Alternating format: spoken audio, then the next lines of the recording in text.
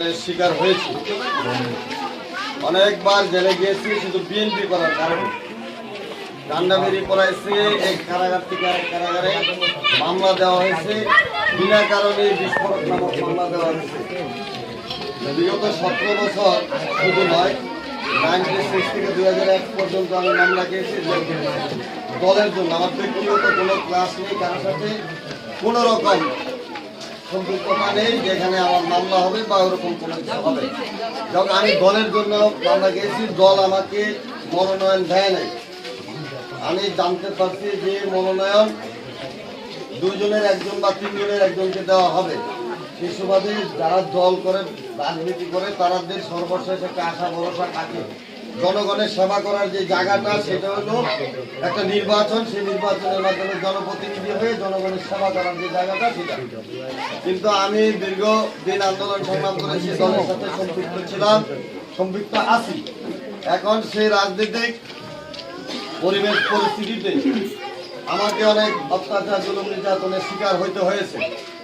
দল একজনকে মনোনয়ন দিয়েছে, দলের মনোনয়ন দেওয়ার পরেও দেখা গেছে আমি যেহেতু এলাকায় সন্তান, আপনাদের সন্তান, আপনাদের এই ভাই, কারো আত্মীয় স্বজন, কারো বন্ধু, কারো ছোট ভাই, আমি আপনাদেরই মানুষ। আমার এই হারারবাড়ি গ্রামে আমাদের এই বড় ভাই আছে গোষ্ঠীর 14 পুরুষের বাড়ি এখানে, আমাদের নারী পোতা এখানে। আমরা পাকিস্তান তো আসি নাই, ইন্ডিয়ার থেকেও আসি নাই, আমরা বাংলাদেশের মানুষ। তো সুতরাং আমরা যারা এখানে আছি সবাই বাংলাদেশের মানুষ, রূপগঞ্জের মানুষ। তো আমি দীর্ঘ আন্দোলন সংগ্রাম করতে যে জুলুম অত্যাচার নির্যাতনের শিকার হয়েছি সেটা শুধু একমাত্র দলের জন্য, বিএনপির জন্য, মানুষের ভোটাধিকারের জন্য, গণতন্ত্রের জন্য। তো সেক্ষেত্রে আপনারাও দেখছেন, পত্রপত্রিকা মিডিয়াতে আসছে যে আমি অনেক জেল জুলুম অত্যাচারের শিকার হয়েছি, নির্যাতনের শিকার হয়েছি। সেটা হলো একমাত্র দল করার কারণে, অন্য কোনো কারণ ছিল না।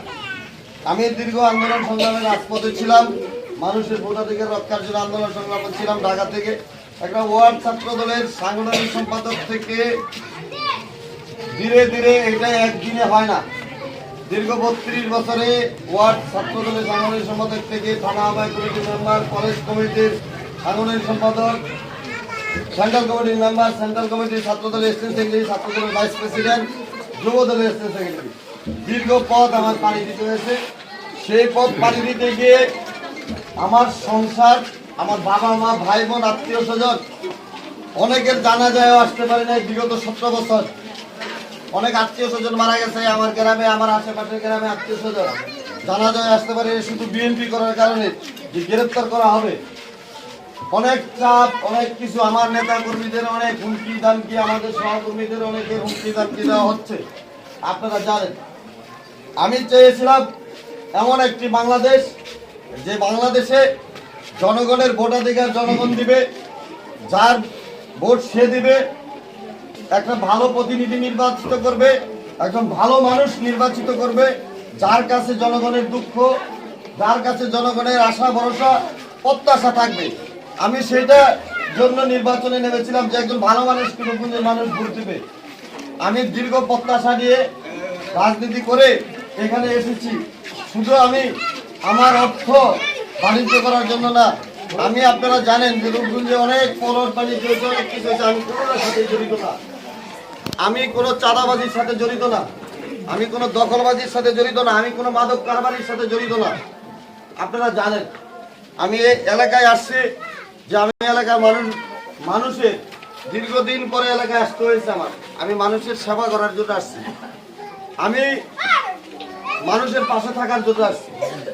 এখন সেই সুযোগটা যদি আপনারা না করেন, মানুষ, জনগণ, রূপগঞ্জের জনগণ না করে, সেটা আমার পক্ষে সম্ভব না, একার পক্ষে সম্ভব না। এখন আপনারা যারা আছেন, আমার আশেপাশে যারা আছেন, আপনারা বলেন আমি এখন কি করব? আমি ইলেকশনে দাঁড়াইছি, আমি প্রার্থী হয়েছি, আমি মার্কা পাইছি, কিন্তু আমি যেই দল করি সেই দলের মার্কা আমি পাইনি, আমি স্বতন্ত্র মার্কা পেয়েছি। আপনারা বলেন আমি কি করব? আপনারা বলেন। আছি আমরা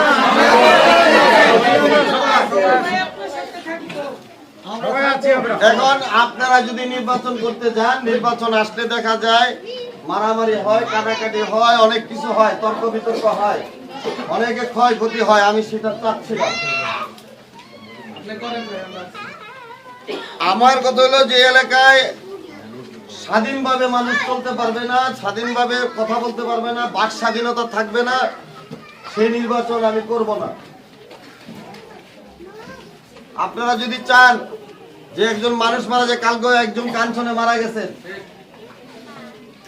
যে আমি যদি নামি এখন, আপনারা আন্দোলন সংগ্রাম না, এখানে আমি ভোট চাওয়ার জন্য নামবো, জনগণের কাছে যাব, আপনারা আমার সাথে যাবেন।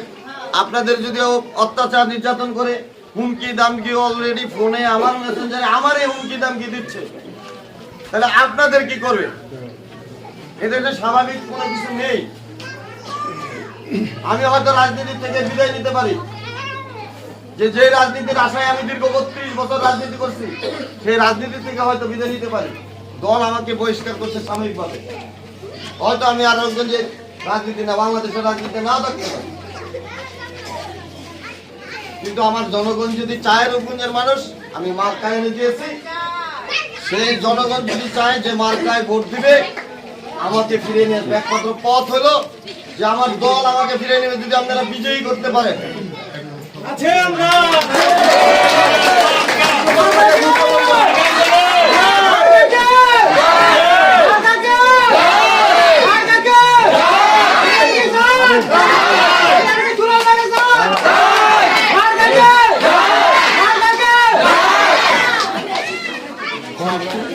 আমি একটা জিনিস বলি আপনাদের, একদিন 5 দিন ভালো থাকলেন, কিন্তু 5 বছর কিন্তু আপনি কাকে সুযোগ করে দিলেন? যে একজন এমপি প্রার্থী হবে, সে 20 কোটি টাকা বা 25 কোটি টাকা খরচ করে এমপি হলো, হওয়ার পরে কি হলো? তার টাকাটা কিন্তু এই রূপগঞ্জ থেকে তুলবে। কিভাবে তুলবে? সেটা হলো আপনারা দিতে হলো 1000-2000 টাকা মাত্র একদিন বা 2 দিন, কিন্তু সে 5 বছর সুযোগ পাচ্ছে এই টাকা নেওয়ার জন্য। তার টাকা খরচ করতে কোথা থেকে খরচ করলো? নির্বাচন কমিশন মাত্র 25 লক্ষ টাকা দিয়েছে যে একজন এমপি প্রার্থী খরচ করতে পারবে। সেখানে যদি একজন 10 কোটি 20 কোটি টাকা খরচ করে, তাহলে টাকা নিয়ে ভোট দেয়, তাহলে কি করবে? জনগণের সেই টাকা জনগণের কাছ থেকে সে তুলবে। কোথা থেকে তুলবে?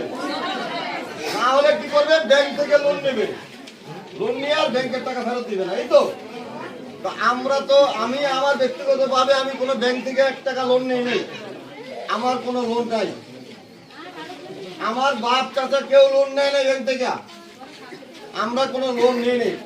কারণ আমরা জানি যে লোন নিলে এটা সুদ, চক্রাকারে সুদ অনেক হাজার কোটি টাকা হয়, আমরা দিতে পারবো না।